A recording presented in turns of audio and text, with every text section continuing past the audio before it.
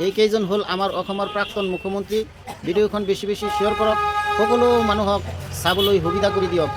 অসমৰ প্ৰথমজন মুখ্যমন্ত্ৰী গোপীনাথ বৰদলৈ, দ্বিতীয়জন মুখ্যমন্ত্ৰী বিষ্ণুৰাম মেধি, তৃতীয়জন মুখ্যমন্ত্ৰী বিমলা প্ৰসাদ চলিহা, চতুৰ্থজন মুখ্যমন্ত্ৰী মহেন্দ্ৰ মোহন চৌধুৰী, পঞ্চমজন মুখ্যমন্ত্ৰী শৰৎ চন্দ্ৰ সিংহ, ষষ্ঠজন মুখ্যমন্ত্ৰী গোলাপ বৰবৰা, সপ্তম মুখ্যমন্ত্ৰী যোগেন্দ্ৰনাথ হাজৰিকা, অষ্টম মুখ্যমন্ত্ৰী ছৈয়দা আনৱাৰা তাইমুৰ, নৱম মুখ্যমন্ত্ৰী কেশৱ চন্দ্ৰ গগৈ, দশম মুখ্যমন্ত্ৰী হিতেশ্বৰ শইকীয়া, একাদশ মুখ্যমন্ত্ৰী প্ৰফুল্ল কুমাৰ মহন্ত, দ্বাদশ মুখ্যমন্ত্ৰী হিতেশ্বৰ শইকীয়া, ত্ৰয়োদশ মুখ্যমন্ত্ৰী ভূমিধৰ বৰ্মন, চতুৰ্দশ মুখ্যমন্ত্ৰী প্ৰফুল্ল কুমাৰ মহন্ত, পঞ্চদশ মুখ্যমন্ত্ৰী তৰুণ গগৈ, ষষ্ঠদশ মুখ্যমন্ত্ৰী সৰ্বানন্দ সোণোৱাল আৰু সপ্তদশ মুখ্যমন্ত্ৰী ডক্টৰ হিমন্ত বিশ্ব শৰ্মা।